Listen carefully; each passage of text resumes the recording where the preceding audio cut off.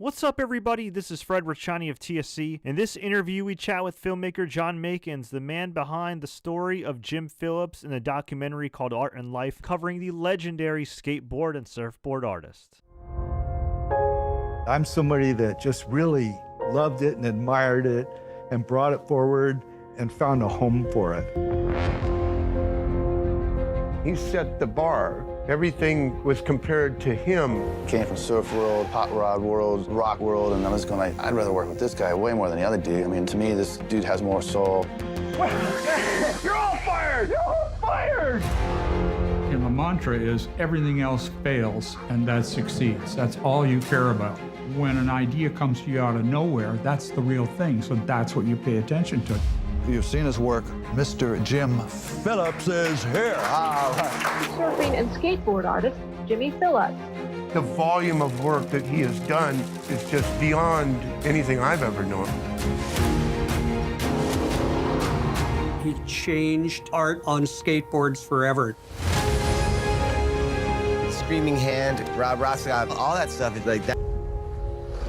John, thank you so much for joining us. Of course, Art and Life, the story of Jim Phillips, a fantastic documentary about the legendary skateboard, surfboard artist, Jim Phillips. How did you come up with this concept, and why was this the right time to tell a story? Grew up skating, loving Jim's art, and was surrounded by it everywhere. And, you know, he was the reason I wanted to become an artist, and finally got to meet him, and he's just had all this inspiring stories. You know, he was like, you know, I finally got to meet my hero, and he exceeded my expectations, sort of thing. So I just wanted, you know, I felt like a lot of people shared that same feeling about Jim and with how they're inspired by his art. So I just wanted to you know, share that with everyone else and get his story out there. Yeah, he's a very underrated, kind of unsung hero. I believe in the trailer it says, paraphrasing here, that he was like kind of like this accidental famous person.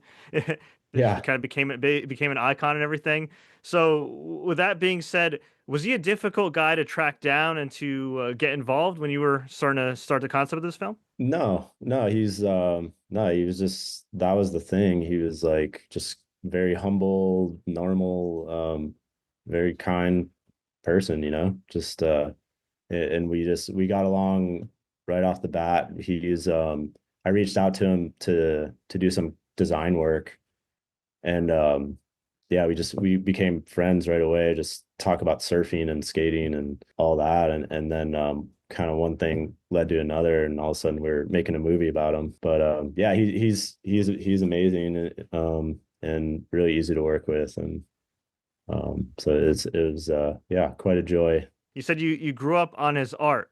So what came first for you? Was it the sports aspect? Was his art? Was it kind of hand in hand? You know, I started skateboarding when I was like 6 years old, and just the whole just the culture of it, and walking into a skate shop and there's just art everywhere, and like monsters and gore and blood, you know, and like those things were cool back then when you were a kid, you know. Yeah, he just like stood out from everything else. It was just like, wow, like this.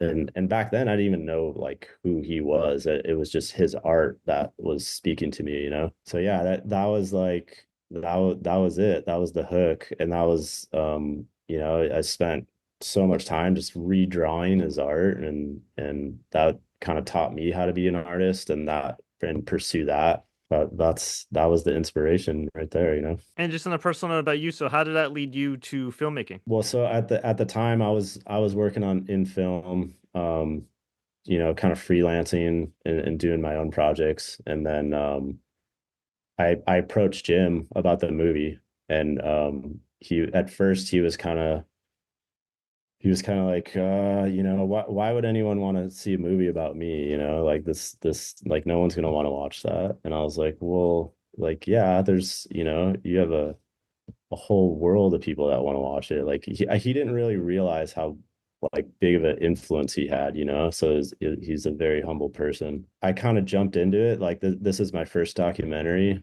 So that was, you know, part of the reason it took so long, because I wanted to like do it perfectly. You know, just wanting to share a story was the motivation behind it, you know, and just kind of everything just came together from there. And you mentioned it kind of took a while. I saw another interview you did where I believe you said it took 12 years to make this film, which is quite a Yeah. bit, and we see a lot of old footage, including, at the beginning from like 2016.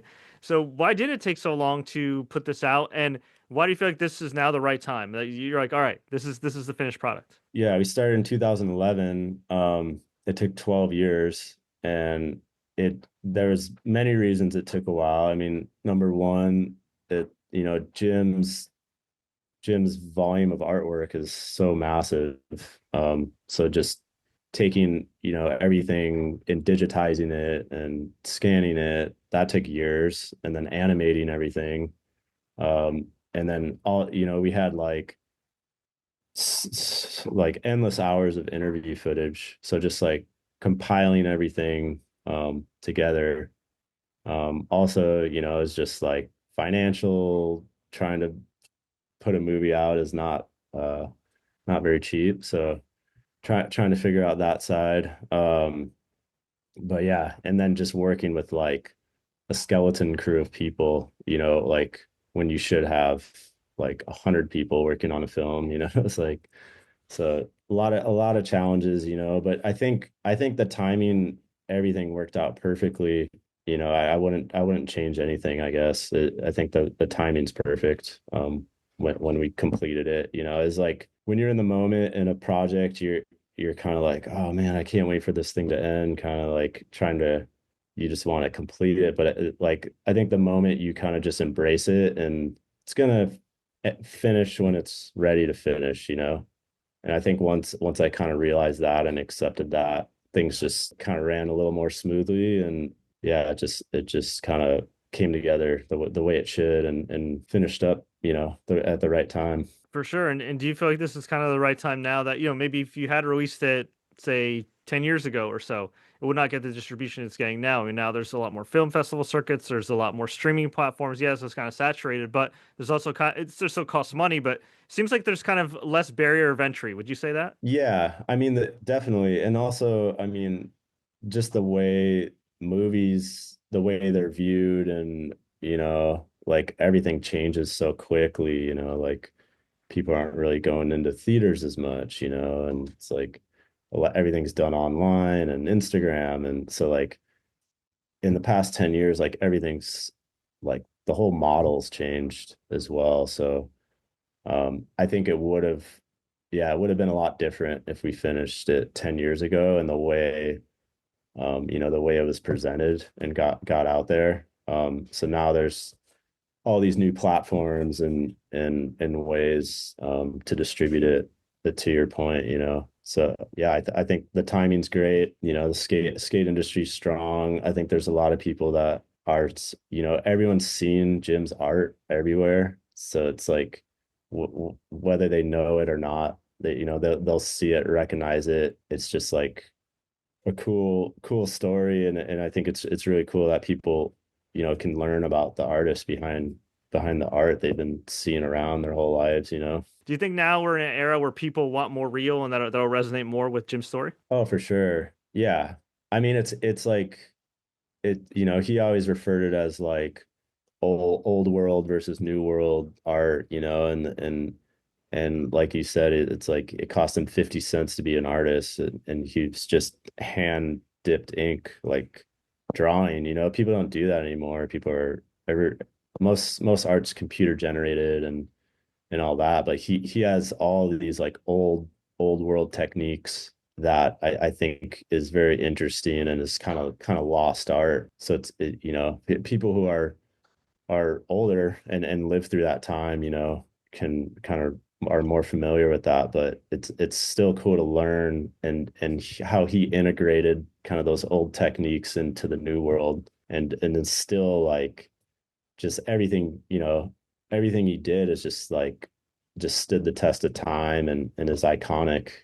So it's it's pretty awesome how he kind of bridged that gap between old and new, and just keeps it going. Is there anything that when you were going through these challenges that you learned about yourself and about Jim in the making of this film? Oh yeah, for sure. I mean, just like, it's easy to kind of just lose momentum and give up, So I think just keeping going was like the biggest challenge, and just like figuring it out. Like, all right, there's, you run into some walls, but just figuring out how to navigate for myself and making this. And then for Jim, I mean, we share his story and kind of the challenges he faced, and I think it's kind of a similar theme of just like keep going, remain in your little like positive, bubble, and he just focus on art and just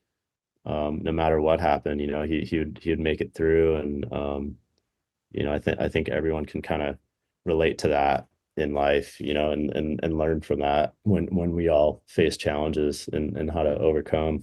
So would you say that's one thing you'd want, say, young artists watching this, taking away from that, to kind of stay on the grind, be resilient, and kind of trust their own process? Like what Jim always like, he just loved art. Like that was his thing. And I think that was the reason he did so well, like you can see it in his art. Like he just like, it's just like vibing, like for anyone who wants to become an artist, I think that's kind of the feeling and to have, like you just got to love it, and you got to just like, you got to be all in, like you can't be kind of divided on it. It's like that's it or not. Well said. Well, we appreciate the time, man. Definitely looking forward to seeing people check out this documentary. Before we let you go, if people aren't already convinced, why should they check out Art and Life? I mean, if you want to be inspired, if you want to get off your couch and learn something you didn't know before, and be inspired to